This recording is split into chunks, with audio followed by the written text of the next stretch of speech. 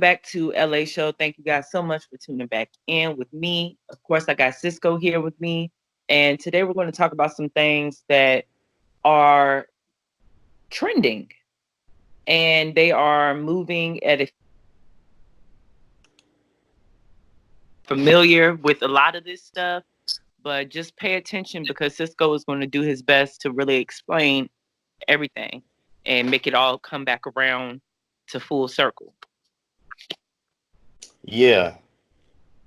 And thank you, LA, for having me on again. And the title of this excerpt is going to be 10 Virgins Will Whip 1,000 Whores.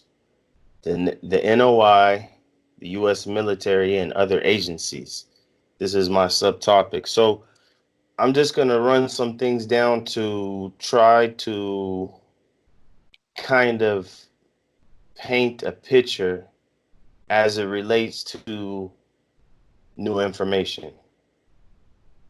Okay, so the first item I'm going to mention is John Ali. John Ali was at one time national spokesman for the NOI. He was in working for the FBI. We have all this can be found in several books, is documented, well-established information. W.D. Muhammad working for the FBI. We have John Allen Muhammad, the DC sniper, allegedly was part of a special unit in the military, possibly an MK Ultra killer and or Patsy, also connected with the NOI. You have Hassan Akbar, connected to the Los Angeles chapter of the NOI, and he's on the military death row for bombing U.S. soldiers in Kuwait. You had Cosmo Sepanera, aka Gavin Eugene Long, the guy who was allegedly responsible for the shooting in Louisiana. He was on YouTube as Combos with Cosmos. In my humble estimation, he was the first version of this type of character, like Riza Islam. He was kind of like the predecessor prior to the shooting, but he was clearly having a mental issue. If you were watching YouTube videos at that time, you could see what I was, there was a transition in his videos, and I used to watch him. I used to watch him in terms of seeing what he's talking about. And he was also a little bit more on the spiritualist side. He also has a connection with the military, the NOI, and the Moorish law and sovereignty communities, specifically the Washita Nation of Moors. Okay. And the sovereign citizen thing is interesting because the next character is Riza Islam. Now, allegedly, according to some other content creators, um, allegedly he has ties or has some experience in the military. And he too, if you understand that Riza was recently arrested for the fraud case because of failure to appear. And the reason why he failed to appear because he was sending in that sovereign citizen mumbo jumbo through the court system. They wasn't buying it. He got a failure to appear. Then he tries it in the court, and they give him a contempt of court. So uh, the interesting thing is there's a connection between those last two, that there are certain members of the NOI that believe in the sovereign citizen ideology. Also, from other content creators, they also believe in some fraudulent ways of obtaining real estate. Okay, so you have the NOI connection, and the LA connection on the sidelines of all of this game in other directions as well.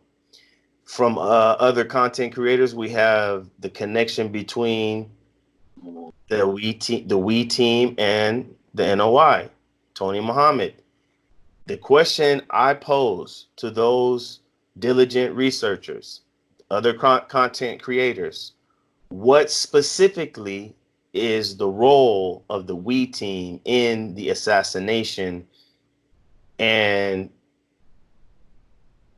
I ask humbly to provide concrete evidence as to that, to the best of your ability. The next one is, if we can confirm that RZA 2 was a part of this We team, can we place him on the scene of the crime, during the crime, or even very close to the crime, or shortly thereafter? We know shortly thereafter is there and established. And if so, we can get him on the scene, point him out in whatever videos that can be established. I know all the once the crap video came out, it allowed a lot of people to further manipulate. But if someone has a photo, screenshot, or anything that can be put to the test, can you place him on the scene? And I'm asking this question based on the Desmond interview, but we would like to hear from Daymond. But according to the Desmond interview, this man is about 6'4", and that I know specifically. I don't have to say, but I've been in the same presence. It's well documented. I've been in the same, we can say,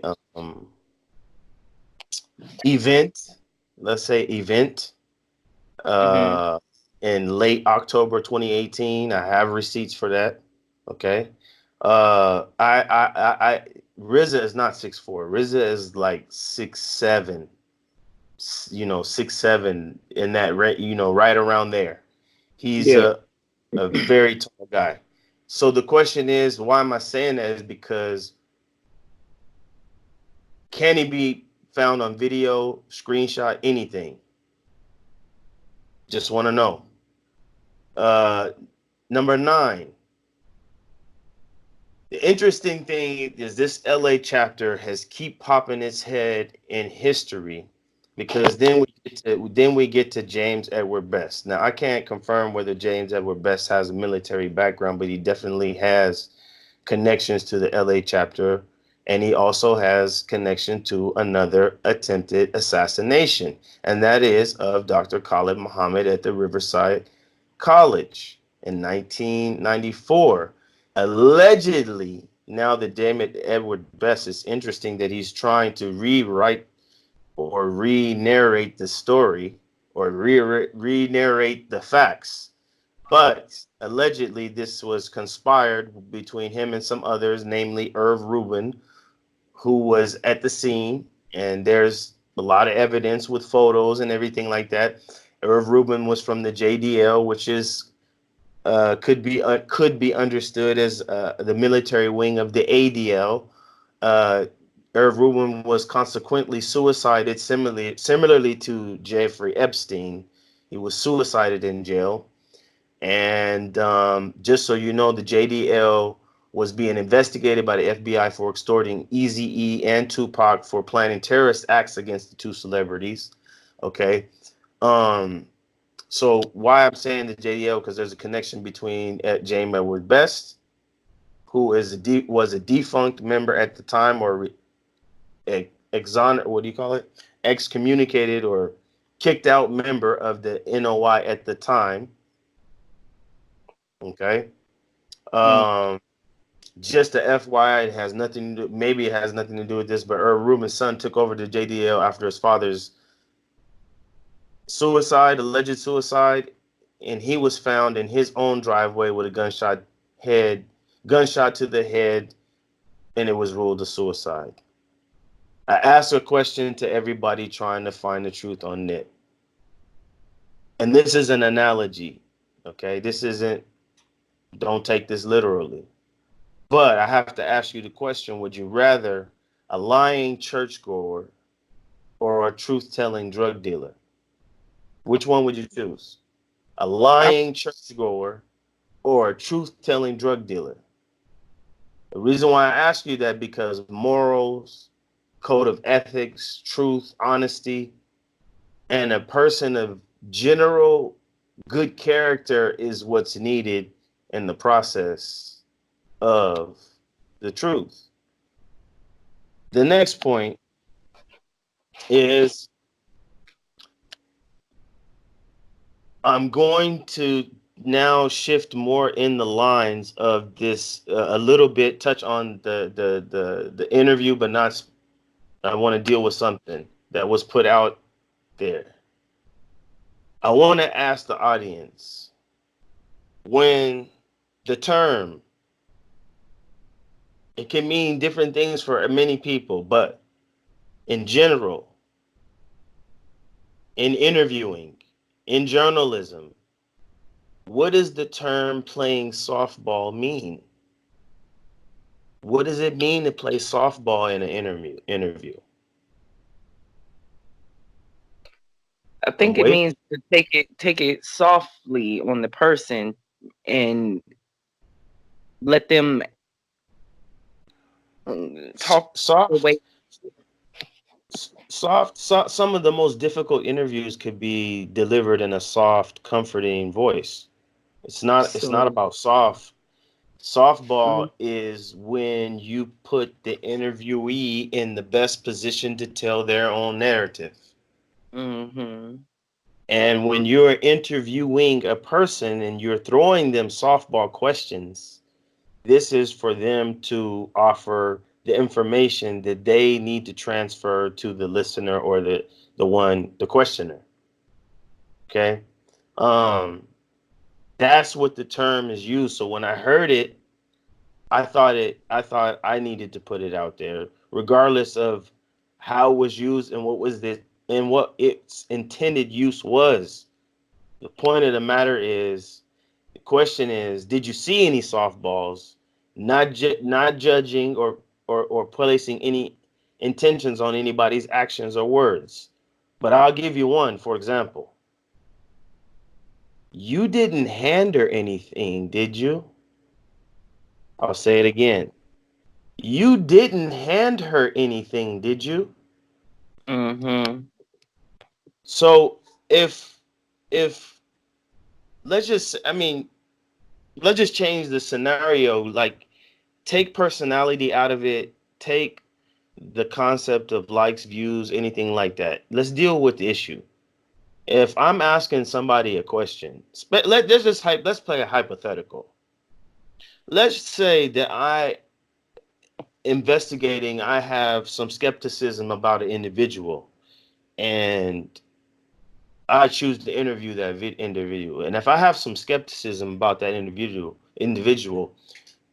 would it be in my benefit to throw any softball questions? No, because you've already placed blame on that person. You've already accused that person and came at that person. So that's what I'm saying. I'm not understanding that.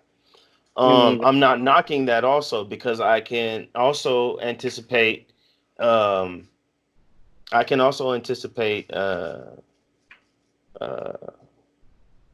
part two to the interview, and even some, the very opposite of what I'm pointing out right now. I want to say to the LA audience and whoever hears this,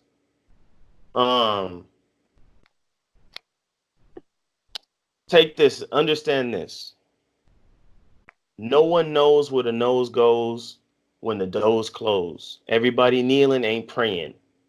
It's a lot of lips, no hips, and a lot of fingertips. And that's a manipulation. That's a manipulation and a bastardization of what Dolomite said in one of his lines of comedy.